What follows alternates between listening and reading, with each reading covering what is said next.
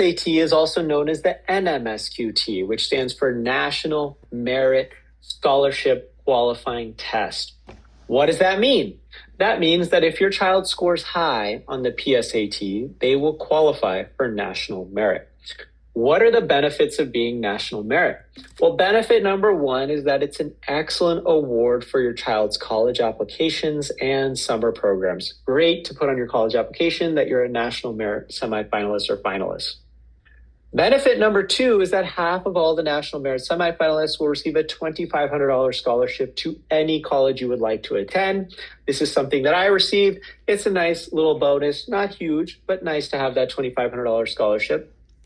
And the third and the biggest benefit is that there are over 100 colleges and universities that offer full tuition, half tuition, and quarter tuition scholarships to national merit semifinalists.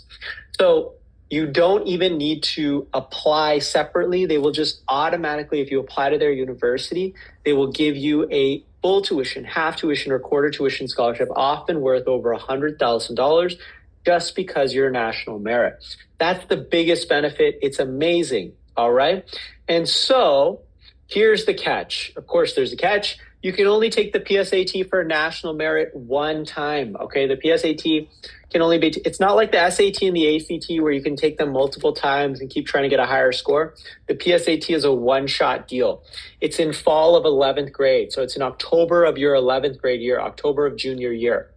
So that means 12th graders, there are no more chances to try to get national merit, but that's okay. We'll talk about other scholarships you can apply for in just a few slides.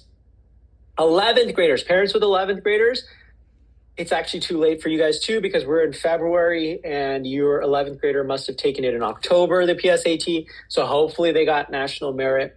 For 10th graders, if you're in 10th grade becoming 11th grade, or you took the PSAT as a 10th grader this past October, you took the PSAT 10.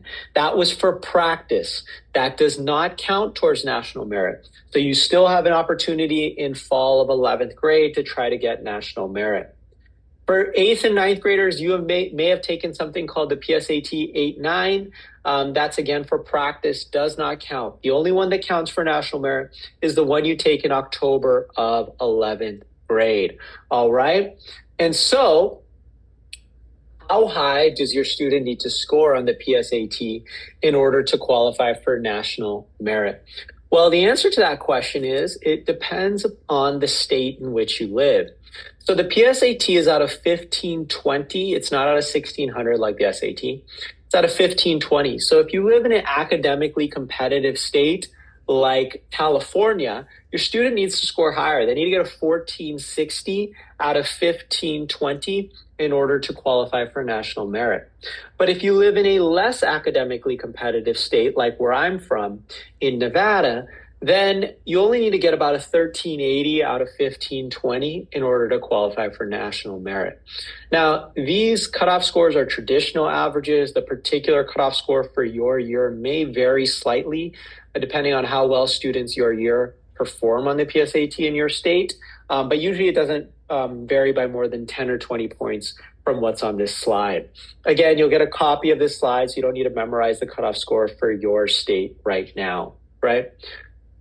So what are the colleges and universities that offer national merit scholarships to students? So I've put together a table of 50 universities for you guys to take a look at. There are actually over 100 universities, but these are 50. There are places like Northeastern University, Washington State University, Fordham, University of Southern California, where I